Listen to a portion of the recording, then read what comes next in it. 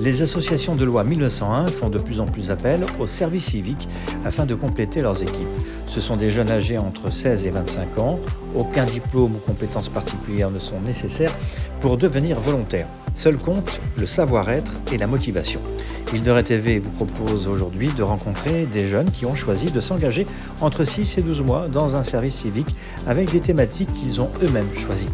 Aujourd'hui, Ludivine, 25 ans, engagée par le Musée du Platin pour la saison touristique 2021. Bonjour à tous, je m'appelle Ludivine, j'ai 25 ans et je suis en service civique au Musée du Platin. Concernant les études que j'ai fait, j'ai plutôt fait des études dans le domaine du design et de l'architecture. J'ai commencé en faisant un BTS dans le domaine du design d'espace. Par la suite, j'ai fait une 3e année de licence pour compléter mon cursus. Et j'ai ensuite complété tout cela avec un master dans le domaine plutôt de la muséographie, donc l'aménagement des musées ou des espaces d'exposition. Et c'est pour cette raison que je me suis tournée en particulier vers ce service civique, ici au Musée du Platin, puisqu'une partie des missions qui étaient proposées dans le service civique était de réfléchir au réaménagement du musée. Quand j'ai découvert ce service civique, par le biais du site internet officiel des services civiques en France, je me suis d'abord posé la question de savoir si je devais me lancer là-dedans. J'étais en recherche de mon premier emploi suite à mon master et j'aurais aimé vraiment trouver un CDI ou un poste, un contrat plus long. J'ai répondu à l'offre. On m'a contacté par la suite pour me dire que mon profil les intéressait. J'ai fait un entretien en visio donc avec Monsieur Péchereau, le président de l'association, et Mélanie Chausseret, responsable du musée. Et cet entretien s'est bien passé, donc par la suite ils m'ont proposé donc, de me garder pour faire ce service civique donc de mars à fin octobre. Donc les missions qui étaient proposées dans le service civique ne se limitaient pas juste à de la muséographie, ce qui correspondait aux études que j'avais fait. On avait aussi des missions donc, logiques qui étaient en lien avec la médiation culturelle, donc être guide pendant les visites guidées, s'occuper d'ateliers créatifs à l'intention des enfants. Le fait que j'ai pu faire ce service civique m'a aussi permis d'avoir une expérience supplémentaire dans ce domaine-là. Une bonne expérience en soi, puisque je me dis que par la suite, je pourrais aussi continuer dans cette voie-là, dans la voie de la médiation culturelle, en ayant toujours ce bagage de mes études qui est plus lié à la muséographie. Mais voilà, de me dire que maintenant j'ai aussi cette première expérience, qui n'est pas forcément classique, mais donc expérience de médiation culturelle et de guide dans des lieux culturels. Donc le service civique, ça m'a aussi pas mal apporté en termes vraiment d'expérience de travail. Jusqu'alors, j'avais surtout fait des stages, qui étaient parfois des stages assez longs, mais à défaut de pouvoir trouver un premier emploi directement en sortant de mes études, j'avais la possibilité de faire ce service civique, donc qui m'a apporté beaucoup et qui, je l'espère par la suite, va pouvoir me servir de tremplin pour trouver un poste alliant à la fois médiation culturelle et muséographie. Ce qu'il faut savoir aussi par rapport au service civique, c'est que c'est un contrat qui est assez particulier.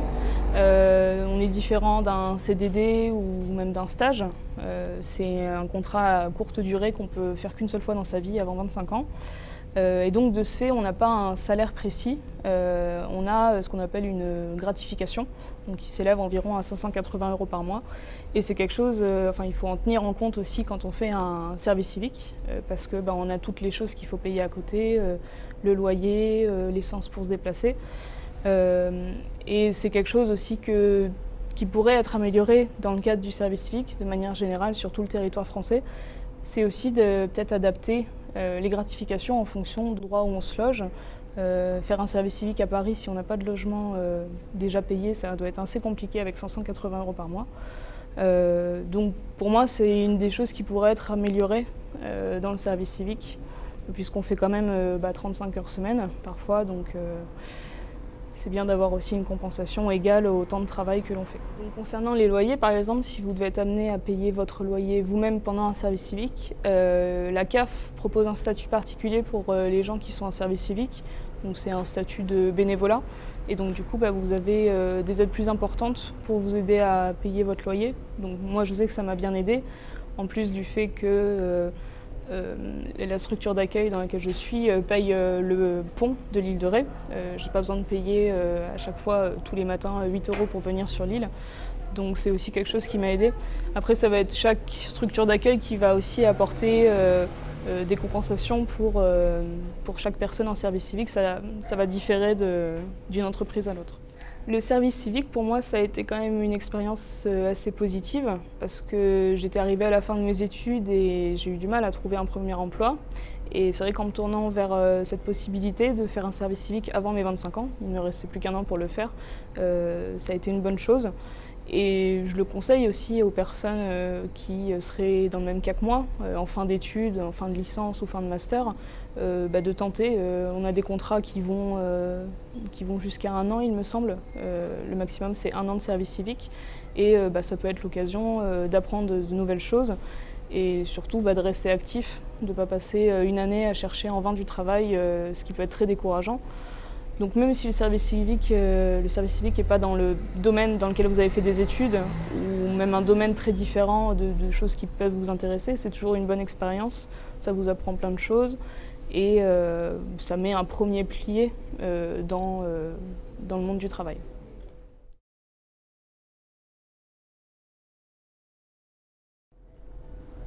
Bonjour à tous, moi c'est Mélanie Chausseret, je suis responsable du musée du Platin à La Flotte. Donc le service civique, c'est quelque chose qui a été instauré par l'association Flottille-en-Pertuis, gestionnaire du musée, il y a 10 ans. En 2011, ils ont commencé à se renseigner sur ce système. Donc le service civique, qu'est-ce que c'est? C'est des missions de bénévolat d'intérêt général. Donc c'est adressé aux jeunes de 16 à 25 ans et même allant jusqu'à 30 ans pour ceux qui en font à l'étranger. Donc après, ça dépend des missions, ça va de 6 mois à 10 mois, parfois 12. Et ensuite, c'est la préfecture du département qui accorde l'agrément ou non aux structures. C'est sur dossier de candidature. Donc pour ma part, c'est moi-même qui ai été la première volontaire en service civique en 2012, une fois que l'association a obtenu l'agrément. Ma mission à l'époque, c'était d'aider à concevoir une exposition temporaire et c'était pour une durée de 10 mois. Alors pourquoi moi à l'époque j'ai décidé de faire un service civique? Tout simplement, je venais de finir mes études, mon master 2 métier du patrimoine à l'université de Poitiers. Je ne savais pas encore précisément dans quelle branche de la culture je voulais aller, ni si les musées, la médiation culturelle me plairait vraiment. Donc c'était un peu ce service civique vu comme une année de transition entre la fin de mes études universitaires et une expérience professionnelle plus longue ailleurs dans une autre structure. Donc j'avais déjà effectué un stage de 6 mois ici au musée du Platin pendant mes études et quand j'ai vu qu'ils faisaient une offre de médiation culturelle et plus précisément de création d'expositions ici au musée, j'ai décidé de postuler parce que la création d'expositions, c'était quelque chose que je n'avais pas abordé pendant mes études universitaires et je me suis dit que c'était un bon moyen de continuer à apprendre, d'approfondir mes connaissances, mes savoir-faire, tout en étant encore coachée par l'ancienne responsable d'ici et les médiateurs culturels qui travaillaient à l'époque ici. Le fait d'avoir fait moi-même un service civique, ça me permet de mieux gérer aujourd'hui et de mieux accueillir les jeunes ici en service civique, de voir ce qui pourrait être fait en fonction de la personnalité et de désir de chacun, puisque par exemple Ludivine, c'était vraiment un échange de bons procédés. Nous, on ne connaît pas son domaine d'expertise qui est la scénographie, la muséographie. On avait besoin de ses compétences pour un projet qu'on souhaite faire au musée et elle ne connaissait pas le monde de la médiation culturelle. Donc ça a vraiment été pendant ces 8 mois un échange entre le musée et elle sur les compétences que chacun pouvait apporter à l'autre. Donc faire un service civique ici, c'est possible, puisque là actuellement nous sommes en demande de renouvellement d'agrément. Donc ces agréments durent 3 ans et ensuite nous pouvons accueillir chaque année 2 à 3 volontaires par mission. Donc il est vrai que sur l'île de Ré, c'est assez compliqué de trouver des candidats puisqu'il y a le problème du logement, il ne faut pas se mentir.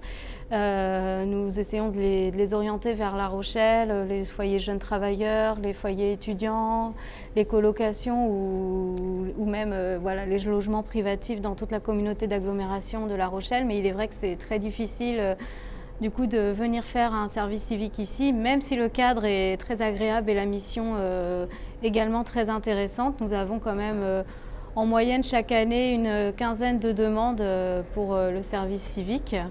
Mais il est vrai que le montant de la gratification n'aide pas non plus, hein, pour l'avoir vécu moi-même. C'est vrai qu'il serait bien que l'agence du service civique prenne en compte en tout cas ces difficultés-là pour les jeunes qui sont intéressés, parce que souvent c'est ça, on a beaucoup de jeunes qui nous demandent, qui sont intéressés, mais quand ils commencent à chercher et à se renseigner du logement autour de l'île de Ré, de La Rochelle, tout de suite ils nous disent non, on va réfléchir, on ne va pas venir. Et quand on entend parler que la vie est de plus en plus chère, que les charges qui pèsent sont de plus en plus importantes, que l'inflation augmente, ça serait bien de prendre en compte tous ces critères-là et du coup Alors c'est vrai que ça serait peut-être compliqué, hein, de faire une gratification différente selon l'endroit où les jeunes font leur service civique, mais je pense que ça serait quand même bien que quand ce sont des services civiques qui se trouvent dans des régions de France très tendues au niveau du logement, que ça soit pris en compte pour mieux les aider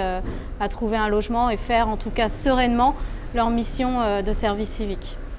Alors, une fois que le service civique se termine dans nos structures, les personnes, en tout cas les volontaires qui souhaitent revenir travailler chez nous pour une saison supplémentaire le peuvent, puisque chaque année nous recrutons un CDD saisonnier pour la période estivale et du coup pour assurer la saison et pour m'aider dans les tâches quotidiennes. Donc depuis 6 ou 7 ans, régulièrement, nos CDD saisonniers sont des anciens volontaires en service civique au sein du musée du Platin.